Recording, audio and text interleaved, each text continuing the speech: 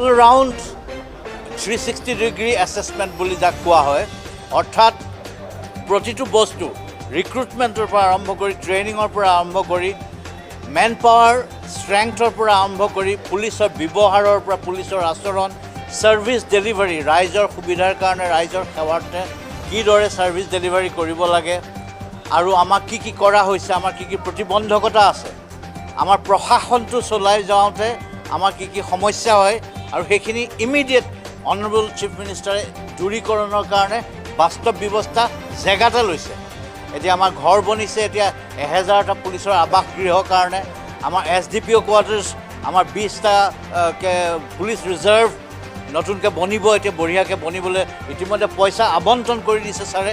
5টাকৈ battalion headquarters ইতিমধ্যে পইচা আবণ্টন ইতিমধ্যে হৈ গৈছে। নতুনকৈ কি অসম পুলিচে কি ধৰণে কি দিশত আগবাঢ়িব, এতিয়া অন্যান্য পুলিচৰ লগত ফেৰ মাৰিব পৰাকৈ চাইবাৰ ছিটুৱেশ্যনটোত কি ধৰণে আগবাঢ়িব, কি ধৰণে ইনভেষ্টমেণ্ট আনয়নৰ ক্ষেত্ৰত অসম পুলিচে এটা ভূমিকা পালন কৰিব, কি ধৰণে মানুহৰ অসুবিধাসমূহ আসোঁৱাহসমূহ ডিফিকাল্টিসমূহ দূৰ কৰিবৰ কাৰণে মানুহৰ জীৱনটো উজু কৰি দিবৰ কাৰণে কি সহায় কৰিব পাৰিব, আননেচেচেৰী মানুহক থানালৈ মাতি আনি ডিষ্টাৰ্ব নকৰাকৈ কেনেকৈ থানালৈ নহাকৈ মানুহৰ ঘৰত গৈ ছাৰ্ভিচটো কেনেকৈ দিব পাৰিব ইত্যাদি ধৰণৰ বহুত কথা আলোচনা হৈছে।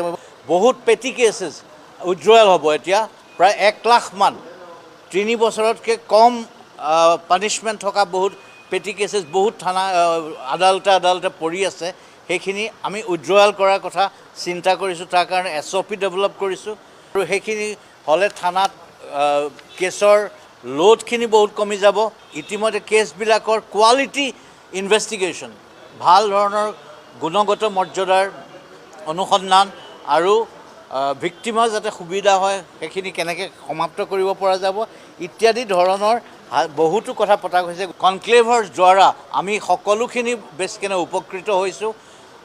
আমি এটা নতুন ধৰণেৰে অসমখনৰ ভৱিষ্যতটো নিৰ্মাণ কৰিবৰ কাৰণে অসম পুলিচে অহোপুৰুষাৰ্থ কৰিবৰ কাৰণে নতুন খোজ দিবলৈ সাজু হৈছে। মুখ্যমন্ত্ৰী ডাঙৰীয়াক ধন্যবাদ জ্ঞাপন কৰিছোঁ। তেখেতে যে ইমান গভীৰকৈ চিন্তা কৰি আমাৰ লগত আলোচনা কৰি কি ধৰণে আগুৱাই লৈ যাব তাৰ বাস্তৱ ব্যৱস্থা, ক্ষিপ্ৰ ব্যৱস্থাখিনি ল'বৰ কাৰণে তেখেতে ব্যৱস্থা গ্ৰহণ কৰিছে। আৰু যিখিনি ডেডউড, যিখিনিয়ে কাম ভালকৈ নকৰে, পুলিচৰ মানুহ বদমাচি কৰে, মদ খাই পেলাই বেয়া আচৰণ কৰে, এনেকুৱা ধৰণৰ ডেডউডবোৰ পুলিচৰ পৰা বিদায় দিবলৈ আমি কথা পাতিছোঁ।